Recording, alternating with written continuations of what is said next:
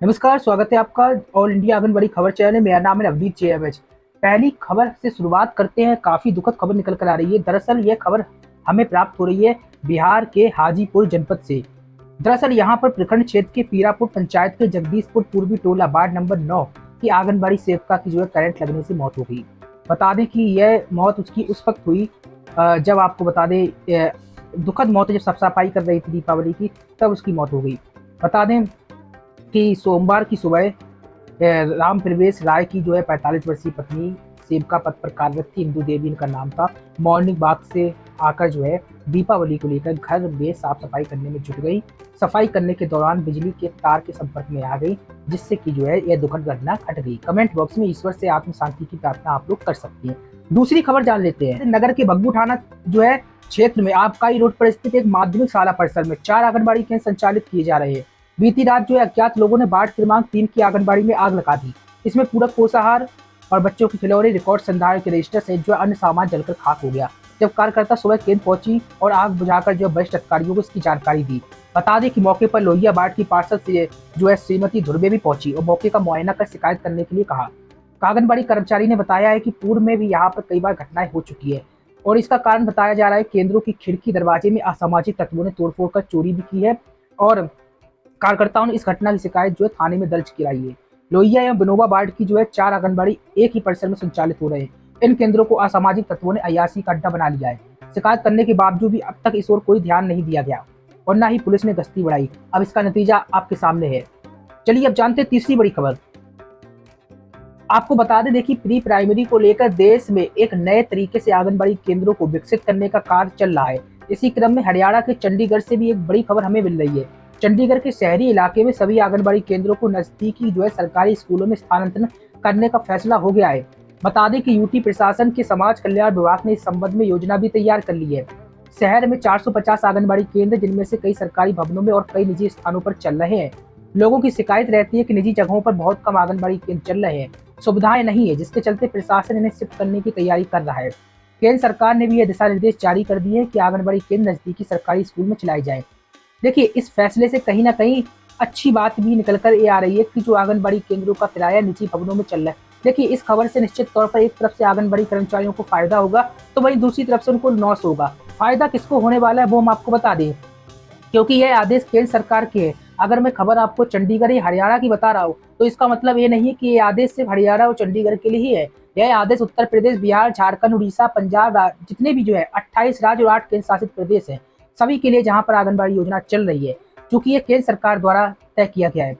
लेकिन प्रोसेस प्रक्रिया दोस्तों अमल में नहीं लाई जा रही कई राज्यों में, ये बात अलग है। लेकिन सरकार का एक बड़ा फैसला है, क्योंकि आंगनबाड़ी केंद्रों में अभी आपको बता दें बहुत सारे आंगनबाड़ी केंद्र चल रहा है जहां पर नाम मात्र के बच्चे आ रहे हैं। सच्चाई है, ऐसा नहीं है कि सभी जगह ऐसा हो रहा है।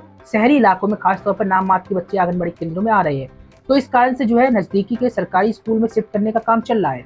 चंडीगढ़ में ये आदेश आ चुका है, इसकी तैयारियां हो रही हैं। अब इससे फायदा आंगनबाड़ी कर्मचारियों को क्या होगा? पहला सबसे बड़ा फायदा, एकमात्र फायदा मैं कहूंगा कि दोस्तों यही फायदा होगा कि आंगनबाड़ी केंद्र अगर सरकारी भवनों में संचालित होगा, जो निजी संचालित हो रहे हैं, उसमें सबसे बड़ा बेनिफिट ये होगा कि आपको हर महीने किराया देने पड़ता है, उसकी झंझट होती है, साल में एक बार आपको किराए का भुगतान होता है, तो उससे आज़ादी मिल जाएगी। आज़ादी अगर मिलेगी तो कहीं ना कहीं झंझट आपके सामने नहीं आएगी मंथली किराया देने की, तो आप निष्पेक्ष होकर केंद्र संचालित कर पाएंगे और विद्यालय में सिर्फ और सिर्फ बच्चों की पढ़ाई पर और खेल कूद में जो भी व्यवस्था है उसका क्रियान्वयन कर पाएंगे। लेकिन यहाँ पर एक सबसे बड़ी बात ये निकल कर आ रही है, जो निजी तौर पर यानी कि किराए पर नहीं चला रहे हैं केंद्र, अपने घरों में चला रहे हैं, तो सोकर उठते हैं और केंद्रों पर बैठ जाते हैं। कि सच्चाई है वो हम हमेशा बताते हैं, सभी के लिए नहीं कह रहा हूँ, कुछ लोगों के लिए कह रहा हूँ, सच्चाई है। तो ऐसे लोगों को लिए बुरी खबर है, क्योंकि वो सोकर उठेंगे तो उनको जाना पड़ेगा। यानी कि जो अपने घर में ही संचालित आंगनबाड़ी केंद्र कर रहे हैं, उनको एक बड़ी दिक्कत का सामना करना पड़ेगा, क्योंकि सालों साल से ये प्रक्रिया अपनाई जा रही है। घर में ही केंद्र चल रहे हैं, किराया भी वो ले लेते हैं, ठीक है, अलग बात है, क्योंकि अलग किराए से उठाएंगे तो भी उन्हें किराया मिलेगा, लेकिन अब उन्हें जाना पड़ेगा। खासतौर पर ये चंडीगढ़ से तो खबर निकल कर आ गई। चंडीगढ़ में तैयारियां हो रही हैं शहरी इलाकों के लिए, और संभवतः आगामी समय में यूपी में भी और अन्य राज्यों में भी देखने को मिलने वाला है। तो जो लोग घर में चला रहे हैं उनके लिए दुखद खबर है। खैर, अब जानते हैं अगली खबर। मध्य प्रदेश चलते हैं। यहाँ से एक बड़ी खबर मिल रही है, भोपाल जो राजधानी है मध्य प्रदेश की। देखिए, बाल विवाह को रोकने के लिए यहाँ पर आपको बता दें सख्ती अपनाई गई है और इसमें आंगनबाड़ी बहनों की भूमिका प्रमुख होगी।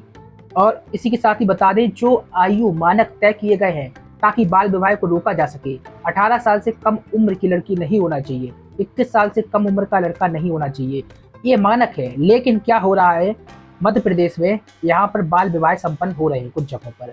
तो ऐसे में आंगनबाड़ी कार्यकर्ताओं सहायिकाओं को जिम्मेदारी सौंपी गई है। आपको बता दें इनका काम क्या होगा, दस्तावेज जैसे कि जन्म प्रमाण पत्र, अंक सूची देखकर बच्चों का डाटा तैयार करने का काम किया जाएगा। अधिकारियों के अनुसार इस उम्र के बच्चों का डाटा रहेगा तो नाबालिग शादी नहीं हो पाएगी। ऐसे मामलों पर जो है तुरंत कार्रवाई भी होगी। इस संबंध में बाल विकास विभाग संचालन के सहायक जो है संचालक है एक तरफ से डॉक्टर राम राव भोसले ने जो है सभी कलेक्टर को निर्देश जारी कर दिए। देखिए अभी एक त्योहार आ रहा है, देवउठनी एकादशी, 4 नवंबर को बताया जा रहा है त्योहार मनाया जाएगा। 4 नवंबर को एक त्योहार होगा देवउठनी एकादशी, और इसके त्योहार के बाद से वैवाहिक मुहूर्त शुरू हो रहे हैं। तो ऐसे वैवाहिक मुहूर्त में लगे हाथ कोई नाबालिग विवाह ना हो जाए, इसको रोकने के लिए आंगनबाड़ी कर्मियों को जिम्मेदारी सौंपी है मध्य प्रदेश की सरकार ने। देखिए यहाँ पर आपको बता दें कोरोना काल के बाद ऐसा पहला मौका होगा जब बगैर किसी बंदिश के शादियां होंगी। आपको बता दें कोरोना के समय तमाम प्रकार की बंदिशें देखने को मिली आप लोगों को। 50 लोग होंगे, कहीं 10 लोग होंगे, 200 लोग होंगे, इससे ज़्यादा हुए तो कार्रवाई हो जाएगी। सभी को मास्क चाहिए, सभी को सैनिटाइजर लगा के आना पड़ेगा, दूर दूर रहना पड़ेगा, तमाम प्रकार की दिक्कतें थी। लेकिन अब कोई दिक्कत, रूल्स रेगुलेशन नहीं है, और 2, 2.5, 3 साल बाद ही पहला मौका होगा। इस बार जो है राज्य सरकार यानी कि मामा शिवराज सिंह चौहान जो है सामूहिक विवाह कार्यक्रम आयोजित करेंगे। इनमें नाबालिगों का विवाह होने की भी आशंका रहती है, और ऐसी स्थिति में जो सरकार ने तैयारियां शुरू कर दी हैं।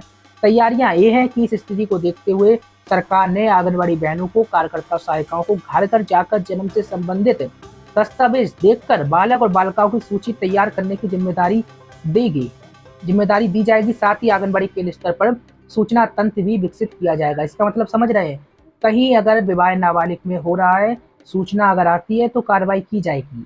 आंगनबाड़ी केंद्र स्तर पर यह तंत्र विकसित होंगे। शिक्षक, एएनएम, आशा, स्वयं सहायता समूह की सदस्य, सौर दल की सदस्य, आंगनबाड़ी कार्यकर्ता, सहायिका, मातृ संयोगिनी समिति, सरपंच, पंच और पंचायत सचिव भी रहेंगे इसमें।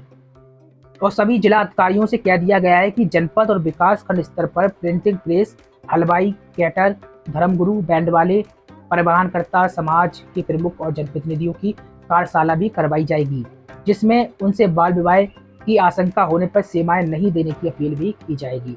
कुल मिलाकर मध्य प्रदेश सरकार बाल विवाह को रोकने के लिए एक बड़े स्तर से जो है तैयारी करती हुई दिखाई दे रही है।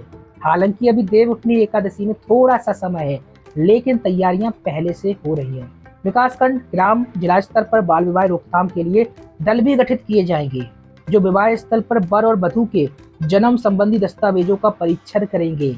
आयोजकों को देना होगा शपथ पत्र। समझ रहे हैं आप लोग, सामूहिक विवाह कार्यक्रम जिसमें सरकार द्वारा मदद की जाती है।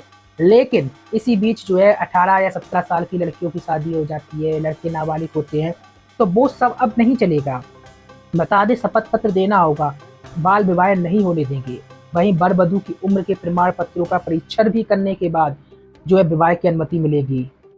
मतलब साफ है, मध्य प्रदेश सरकार अब कमर कस चुकी है। खैर लगातार बन रही है लाइव में, आपसे बहुत सारी बातें करनी है, लाइव आएंगे, ठीक है। लाइक और शेयर नहीं किया तो कर दीजिए, चैनल को अभी तक सब्सक्राइब नहीं किया तो कर लीजिए, ताकि हर काम खबर अपडेट, साथ ही भ्रष्टाचार विरोधी खबरें आपको इसी तरीके से मिलती रहे। नमस्कार।